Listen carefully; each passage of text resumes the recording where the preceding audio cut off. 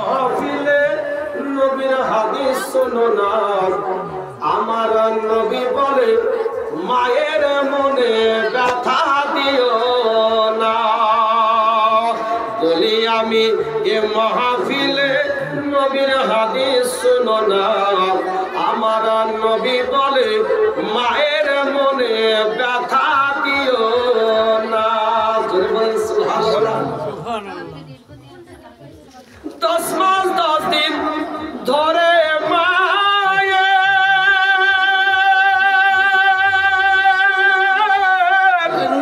রইলি মায়ের পেটের ভিতরে, গর্ভ রেখে মা দরদি, গর্ভ রেখে মা দরদি সইলেন কত যন্ত্রণা।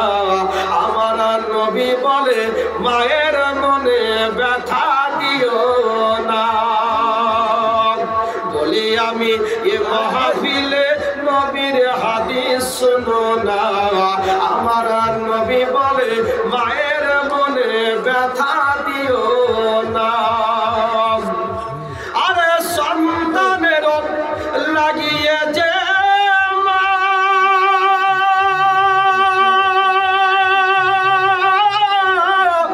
ভিজা জায়গায় শুয়ে রাত কাটায়, ছেলের তরে মা দরদি, ছেলের তরে মা দরদি সিনা করে বিছানা। আমার নবী বলে মায়ের মনে ব্যথা দিও না। আমরা এখন ভুলে গেছি মায়ের কথা না। ছোট্ট কালে বিছানায় কত পেশাব করেছেন, পায়খানা করে দিয়েছেন, মাকে কোনো কষ্ট হয়নি, দুঃখ হয়নি। পেশাব করতে করতে সমস্ত কাপড়ে ভিজে গেছে।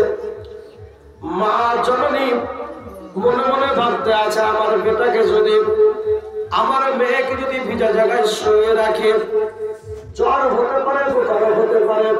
ও বাবজি ভাইরা, আমার মা বোনেরা, ওই মা জননী বুকে সিনাকে বিছানা করে সারা রাত্রি আপনাকে আমাকে নিয়ে কাটাইছে। ওটাই বলতে আছে, সন্তানের লাগিয়ে যে মা ভিজা জায়গায় শুয়ে রাত কাটায়, ছেলের তরে মা দরদি, ছেলের তরে মা দরদি সিনা করে বিছানা। আমার নবী বলে মায়ের মনে ব্যথা দিও না। বলি আমি এ মাহফিলে নবীর হাদিস শোনো না, আমার নবী বলে মায়ের মনে ব্যথা দিও না। শেষ ছন্দ আমার, ছেলে মেয়েকে না খাইয়ে যে মা